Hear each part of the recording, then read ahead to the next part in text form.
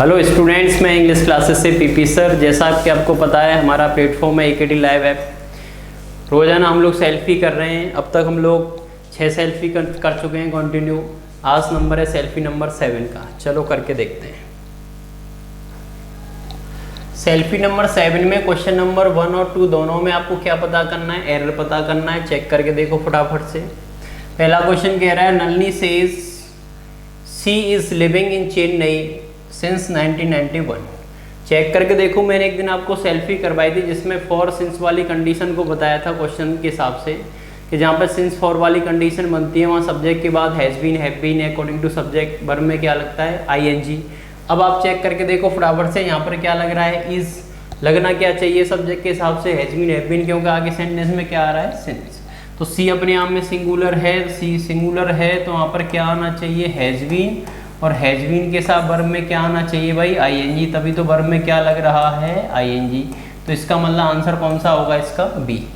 कौन सा आंसर होगा? बी। क्वेश्चन नंबर 2 में कह रहा है वी गेट एक्सीलेंट फर्नीचर्स। आपको पता है भैया जी इन दिस शॉप। आंसर कौन सा होगा? बी। कैसे पता किया? आपको नाउन की कंडीशन में सिखाया गया होगा कि एडवाइस है, फर्नीचर है, सोप है, ब्रेड है, बटर है, इन्फॉर्मेशन है। ये सब हमेशा अनकाउंटेबल होते हैं। अनकाउंटेबल होंगे तो कैसे होंगे? सिंगुलर। जब सिंगुलर होंगे तो इनमें कभी ऐसा एस नहीं आएगा। तो गलती है कि यहाँ से कौन हटेगा भाई? एस हटेगा। तो आंसर कौन सा होगा? बी। नेक्स्ट क्वेश्चन नंबर 3 और से लेके 5 तक में आप देखो चेक करके फटाफट से। फिल इन द ब्लैंक्स बनना है। ही वाज जूनियर, पता है भैया जूनियर है, सीनियर है, प्रायर है, इन्फीरियर, इन सब के साथ हमेशा प्रेपोजिशन कौन आता है? टू आता है। तो आंसर कौन सा होगा इसका? सी। कौन सा आंसर होगा भाई? सी। आगे क्वेश्चन कह रहा है, बहुत अच्छा क्वेश्चन है। द खाली जगह in the region has been pleasure recently. इस क्षेत्र में जो भैया जी क्या है? इस क्षेत्र का जो मौसम है, इस क्षेत्र का क्या है? मौसम है वो बड़ी सुहाना है भैया अभी हाल में। चेक करके देखो, क्लाइमेट जलवायु होती है किसी भी पर्टिकुलर जगह का, जैसे कमरे का है, किसी जगह का है, कमरे वगैरह का है, बरामदे का है, किसी भी जगह का, ये अपने आप में एक पर्टिकुलर जो चीज़ होती है वो अपने आप में क्लाइमेट है। जैसे हमारा सीजन होता है, वसंत ऋतु होती हैं, गर्मियों का सीजन आ रहा है भैया, सर्दियों का सीजन आ रहा है, तो वो कौन होता है? सीजन होता है। अब वो कह रहा है भैया जी मौसम। मौसम का मतलब कौन होगा? वेदर। वेदर की कंडीशन में कौन आएगा भैया जी? चेक करके देखो फटाफट से। A for Apple. कौन आएगा? A for Apple. ये वाला जो वेदर होता है ये कंजक्शन वाला वेदर है। कौन सा वेदर है? कंजक्शन वाला। ये वाला वेदर डायरेक्ट से इनडायरेक्ट जब हम बनाते हैं इंट्रोगेटिव सेंटेंस का तो वहाँ पे भी लगता है इफ या वेदर वाली कंडीशन के हिसाब से। चलो तो आंसर कौन सा होगा इसका? ए। तो ये मौसम दे रखा है। अगर कमरे वगैरह के बारे में, किसी पर्टिकुलर जगह के बारे में पूछता तो वहाँ पे जलवायु के बारे में बात करते हैं। जलवायु के लिए हम लोग क्या लगाते हैं? वहाँ क्लाइमेट। लेकिन अब मौसम के बारे में बात कर रहा है तो क्या आएगा? वेदर। ए। आगे कह रहा है choose the one which express best पूछा है भैया जी। इसका मतलब इसका क्या पूछा है? सिनोनिम पूछा है। क्या पूछा है? सिनोनिम पूछा है। चेक करके देखते हैं। थ्राइव पूछा है। थ्राइव, थ्राइव का मतलब होता है फलना फूलना। फलना फूलना, समृद्ध होना, पालन पोषण युक्त व्यक्ति, फलना फूलता हुआ, तरक्की करना। फ्लोरिश। कौन सा आंसर होगा इसका? फ्लोरिश। तो आंसर कौन सा होगा इसका? ए। रेस बढ़ना होता है भैया जी, आपको पता ही है। क्रिएट उत्पन्न करना, पैदा करना।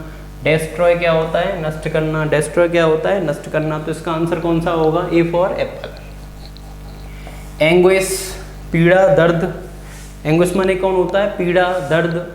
पीड़ा, दर्द, कष्ट, एंग्विश। चेक करके देखो। कन्फ्लिक्ट माने कौन होता है? लड़ाई झगड़ा। एंगर माने कौन होता है? क्रोध, नाराजगी।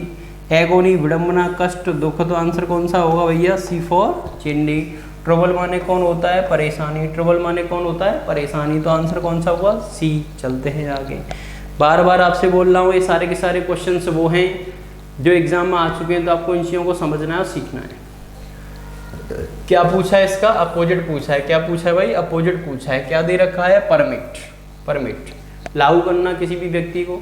परमिट लागू करना, आने के लिए बोल देना, अनुमति दे देना, लागू कर देना, परमिट होता है। उल्टा पूछा है। अप्रूव सिद्ध करना, साबित करना किसी भी चीज़ को। सर्टिफाई प्रमाण देना। फॉरबिड मना कर देना।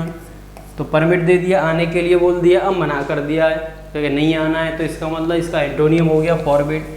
इंडोर्स समर्थन करना होता है। इंडोर्स माने क्या होता है? समर्थन करना। इंडोर्स इंसोलेंट असभ्य होता है, इंसोलेंट कौन होता है? असभ्य। एरोगेंट कौन होता है? घमंडी, एरोगेंट कौन होता है? घमंडी। ओवर बियरिंग कौन होता है? दबंग, दबंग कहते हैं वो बड़ा दबंग व्यक्ति है। ओवर बियरिंग बहुत ज़्यादा रौब जमाता है, रौबदार व्यक्ति, दबंग व्यक्ति। डिसडेनफुल नफरतवान, घृणित व्यक्ति। सब में से विनम्र व्यक्ति, सीधा साधा व्यक्ति। तो इंसोलेंट होता है असभ्य, सब में से होता है सभ्य, सीधा साधा। तो आंसर कौन सा होगा? डी। आगे दे रखा है भैया जी इडियम फ्रेज पूछा आपसे। क्या पूछा है? Idiom phrase. चेक करके देखेंगे। पहला ऑप्शन कह रहा है a hard nut to crack. A hard nut to crack, a hard nut to crack का मतलब होता है कठिन समस्या का हल निकालना, कठिन समस्या का हल निकालना, परेशानीपूर्ण स्थिति को सुलझाना। चेक करके देखो। A difficult problem, a difficult problem. तो आंसर कौन सा होगा इसका? ए। अ लेम एक्सक्यूज, झूठा बहाना। अ लेम एक्सक्यूज, झूठा बहाना, दूसरे वाले व्यक्ति को केवल झूठ सांच बोल के तसल्ली दे दी, झूठा बहाना लेम एक्सक्यूज होता है केवल।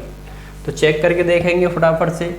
अनसेटिस्फैक्ट्री एक्सप्लेनेशन, अनसेटिस्फैक्ट्री एक्सप्लेनेशन, ऐसी चीज़ बता दी है जिससे व्यक्ति संतुष्ट हो गया लेकिन वो वाली बात सही नहीं है। तो कैसा बहाना बनाया उसने? झूठा बहाना बनाया है, बनावटी काम करना। तो आंसर कौन सा होगा? डी।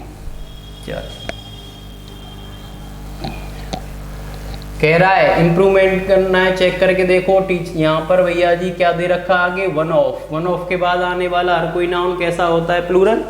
वन ऑफ के बाद आने वाला हर कोई नाउन कैसा होता है? प्लूरल। तो इसका मतलब टीचर में क्या आना चाहिए? एस। टीचर में एस आ रहा है कौन से वाले ऑप्शन में? चेक करके देखो फटाफट से। बी।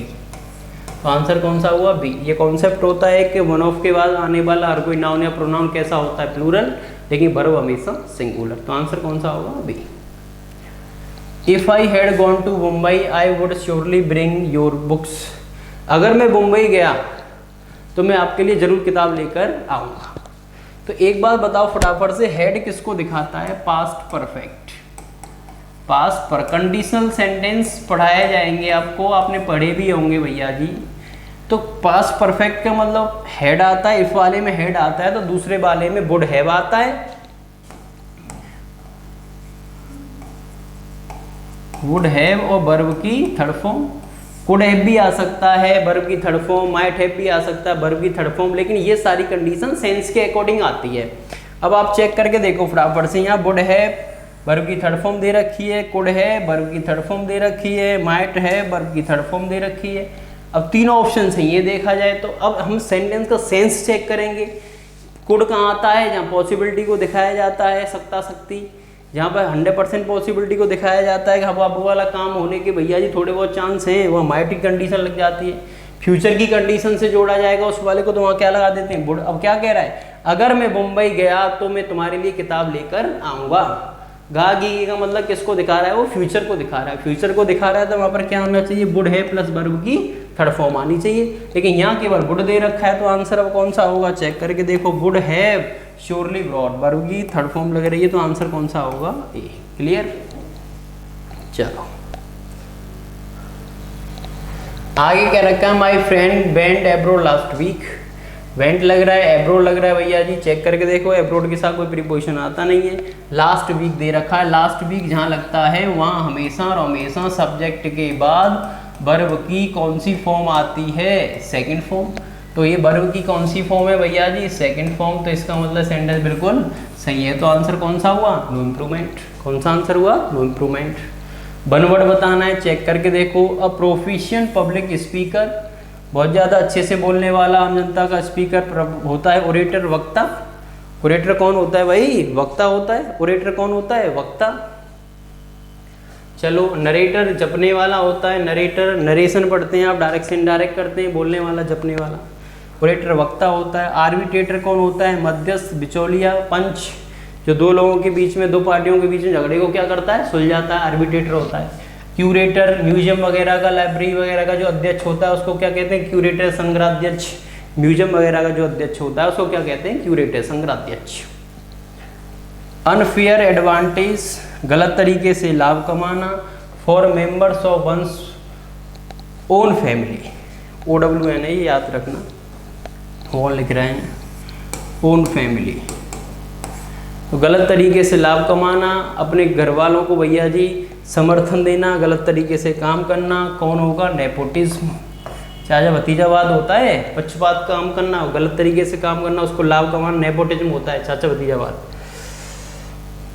प्लेगरिज्म, ग्रंथ चोरी होती है, ग्रंथ चोरी ने प्लेगरिज्म कौन होता है? ग्रंथ चोरी, प्लेगरिस्ट होता है ग्रंथ चोरक। रीजनलिज्म, क्षेत्रीयवाद होता है भैया जी। ऑप्टिमिज्म, आशावाद, ऑप्टिमिस्टिक पढ़ा होगा, आशावादी, तो ऑप्टिमिज्म कौन होता है? आशावाद। तो आंसर कौन सा होगा? B for Bombay. देखो भाई, आपके पेपर में अनसीन वाला पैसे आता है, 5 क्वेश्चंस दे रखे होते हैं, उनके आंसर्स बताने होते हैं। मैंने भी आपको 6 SLP में कराया है, लेकिन हो सकती किसी भी आप बच्चा एनडी का भी पेपर देता है, एसएससी का भी पेपर दे लेता है, तो उसके पेपर में, एनडी वाले पेपर में इस तरह का एक पैसेज आता है, इसको क्लोज पैसेज कहते हैं हम लोग। क्या कहते हैं? Close passage. तो आपको किसी सेल्फी में क्लोज पैसेज, किसी में कॉम्प्रिहेंशन वाला एंसिन पैसेज, किसी में कुछ, किसी में, तो चीज़ें थोड़ी सी बदल के अब आएंगी, क्योंकि आपको चीज़ें सारी सीखनी है जो आपके पेपर से संबंधित है। हो सकता है कि इस बार वाले पेपर में अनसीन पैसेज ना आके इस तरह का कोई पैसेज का क्वेश्चन दे दे, 2, 3, 4 जितना भी दे सकता है। तो आपको कंपटीशन को कमजोर नहीं समझना है, बल्कि अपने आप को मजबूत बनाना है। तो आपको याद रखना, इस तरह की चीज़ों को भी आपको सीखना है, क्योंकि कंपटीशन की चीज़ें आपके एग्जाम की चीज़ें हैं, किसी भी चीज़ को आप हल्के में नहीं ले सकते।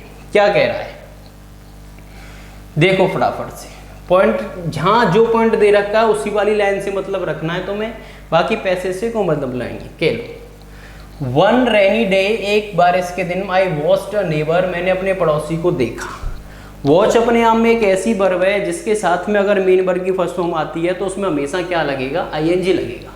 वॉच अपने आप में एक ऐसी वर्ब है जिसके साथ अगर मेन वर्ब की फर्स्ट फॉर्म आती है तो उसमें क्या लगेगा? आईएनजी। मतलब क्या बनेगा? जीरंड बनेगा।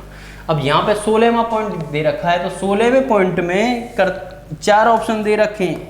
इन चारों में से इस 16वें पॉइंट की फिल इन द ब्लैंक्स पे क्या आएगा, ये मतलब है।